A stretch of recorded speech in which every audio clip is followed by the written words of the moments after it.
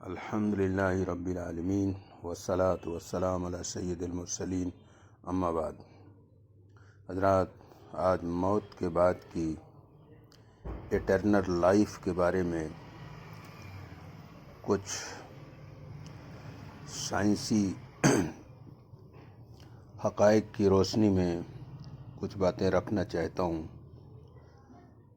پورا تو نہیں کر پاؤں گا، اس کو کئی پارٹ میں لاؤں گا۔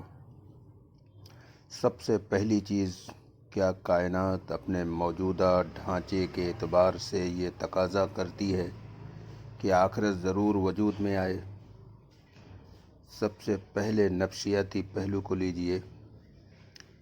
کنگھم نے اپنی کتاب پلاٹوز اپولوجی میں موت کے بعد دوسری زندگی کو خسکن لا ادریت کہا ہے، یعنی چیئرفل ایگنوسٹزم۔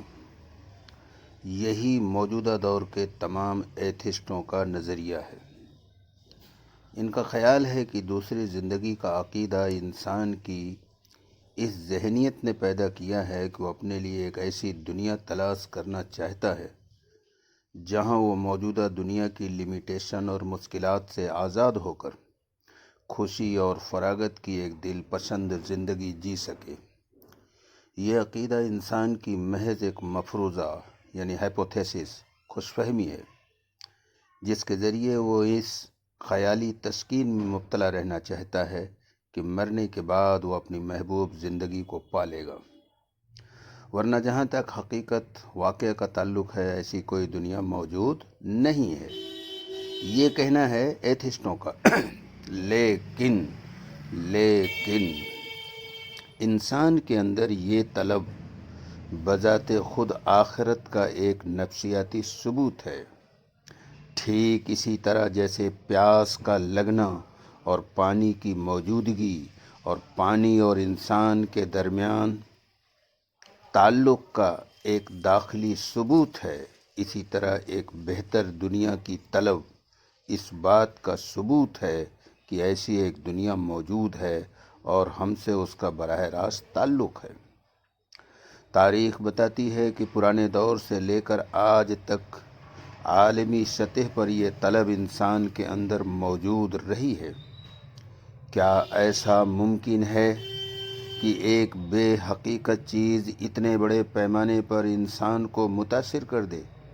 ایک ایسا واقعہ جو ہمارے لیے اس امکان کا قرینہ پیدا کرتا ہے کہ دوسری بہتر دنیا موجود ہونی چاہیے۔ اس واقعے کو فرضی قرار دینا شرعی ہٹ دھرمی کے علاوہ اور کچھ نہیں۔ جو لوگ اتنے بڑے نفسیاتی تقاضے کو یہ کہہ کر نظر انداز کر دیتے ہیں کہ یہ غیر حقیقی ہے، پھر اس زمین پر وہ کون سا واقعہ ہے جس کو حقیقی سمجھتے ہیں؟ یہ خیالات اگر ماحول کا نتیجہ ہے تو انسانی جذبات کے ساتھ اتنی مطابقت کیوں رکھتے ہیں؟ کیا دوسری کسی ایسی چیز کی مثال دی جا سکتی ہے جو ہزاروں سال کے دوران میں اس قدر کنٹینیو انسانی جذبات کے ساتھ اپنی مطابقت باقی رکھ سکی ہو؟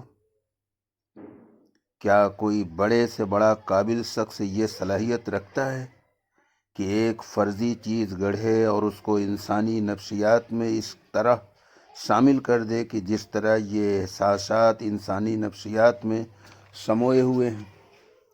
اب اخلاقی طور پر دیکھیے، ہر انسان کا یہ فطری احساس ہے کہ انسان بھلائی اور برائی، ظلم اور انصاف میں فرق کرتا ہے۔ انسان کے علاوہ کسی بھی مخلوق میں یہ خصوصیات نہیں پائی جاتی، لیکن انسان ہی کی دنیا وہ دنیا ہے جہاں اس احساس کو سب سے زیادہ پامال کیا جا رہا ہے۔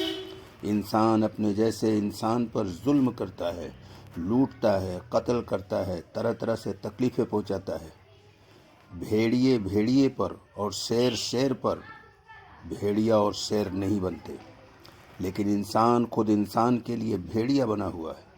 ایک لیڈر جس کو انسانیت کا ہمدرد اور امن کا مسیحا کہا گیا ہو، اس کے اقتدار میں انسانیت کے اوپر ایسے شرمناک مظالم کیے جا سکتے ہیں جن سے چیتے، بھیڑیے اور جنگلی سور بھی پناہ مانگیں۔ کیا یہ دنیا اس لیے بنائی گئی تھی کہ مکاری درندگی ڈاکہ زنی، حرام خوری، شیطانیت کے ان ہولناک ڈراموں کا بس ایک اسٹیج بن کر رہ جائے، اور اس کے بعد نہ ظالم کے لیے کچھ ہو، نہ مظلوم کے لیے کچھ ہو۔ حقیقت یہ ہے کہ ایک ایسی دنیا خود اپنے وجود کے ساتھ اس بات کا اعلان ہے کہ یہ دنیا نامکمل ہے، اور اس کا نامکمل ہونا اس بات کا ثبوت ہے کہ ایک وقت آنا چاہیے جب وہ مکمل کی جائے۔ اس بات کو ایک اور پہلو سے دیکھیے۔ قدیم ترین زمانے سے انسان کے سامنے یہ مسئلہ رہا ہے کہ لوگوں کو حق و سچائی کی راہ پر کیسے قائم رکھا جائے۔ اگر اس مقصد کے لیے تمام افراد کے مقابلے میں کچھ لوگوں کو سیاسی اختیار دیا جائے تو ہو سکتا ہے کہ ان کے ماتحت ان کی گرفت کے خوف سے زیادتیاں نہ کریں، لیکن اس تدبیر میں خود ان صاحب اختیار افراد کو انصاف پر قائم رکھنے کا کوئی ذریعہ موجود نہیں ہے۔ اگر اس مقصد کے لیے قانون بنایا جائے، پولیس کا محکمہ قائم کیا جائے، تو ان مواقع پر آدمی کو کون کنٹرول کرے گا جہاں پولیس اور قانون نہیں پہنچ سکتے؟ اگر اپیل کی مہم چلائی جائے تو سوال پیدا ہوتا ہے کہ صرف کسی اپیل کی بنا پر کوئی آدمی اپنے ملتے ہوئے فائدے کو کیوں چھوڑ دے گا؟ دنیا کی سزا کا خوف انسان کو برائیوں سے ہرگز نہیں روک سکتا، کیونکہ ہر آدمی اچھی طرح جانتا ہے کہ جھوٹ، رشوت، سفارش، اثرات کا ناجائز استعمال اور اسی قسم کے دوسرے بہت سے ذرائع موجود ہیں جو سزا کے ہر امکان کو یقینی طور پر ختم کر سکتے ہیں۔ حقیقت یہ ہے کہ کوئی ایسا سبب ہی برائیوں کو روکنے میں کامیاب ہو سکتا ہے جو انسان کے اپنے اندر موجود ہوں، جو انسان کے اپنے ارادے میں شامل ہو جائے۔ باہری کوئی چیز کبھی اس معاملے میں کامیاب نہیں ہو سکتی، اور یہ بات صرف آخرت کے تصور میں ممکن ہے۔ آخرت کے نظریے میں ایک ایسا سبب موجود ہے جو برائیوں سے بچنے کے مسئلے کو ہر آدمی کا اپنا مسئلہ بنا دیتا ہے۔ وہ ہر آدمی کے لیے یکساں اہمیت رکھتا ہے، چاہے وہ ماتحت ہو یا حاکم، اندھیرے میں ہو یا اجالے میں۔ ہر آدمی یہ سوچنے لگتا ہے کہ اللہ کے یہاں جانا ہے، اور ہر آدمی یہ سمجھتا ہے کہ اللہ اسے دیکھ رہا ہے، اسے ضرور اپنا حساب دینا پڑے گا۔ مذہبی عقیدے کی اس اہمیت کی بنا پر 17ویں صدی کے ایک نامور جج میتھیو ہیل نے کہا ہے، یہ کہنا کہ مذہب ایک فریب ہے، ان تمام ذمہ داریوں اور پابندیوں کو منسوخ کرنا ہے جن سے سماجی نظم کو برقرار رکھا جاتا ہے۔ Religion without revelation, page number 115 میں یہ بات ہے۔ جو لوگ آخرت کو ایک فرضی تصور کہتے ہیں، ان کو جاننا چاہیے کہ اگر آخرت فرضی ہے تو ہمارے لیے اس قدر ضروری کیوں ہے؟ کیوں ایسا ہے کہ اس کے بغیر ہم صحیح معنوں میں کوئی سماجی نظام بنا ہی نہیں سکتے؟ انسانی ذہن سے اس تصور کو نکالنے کے بعد کیوں ہماری ساری زندگی بیکار ہو جاتی ہے؟ کیا کوئی فرضی چیز زندگی کے لیے اس قدر ضروری ہو سکتی ہے؟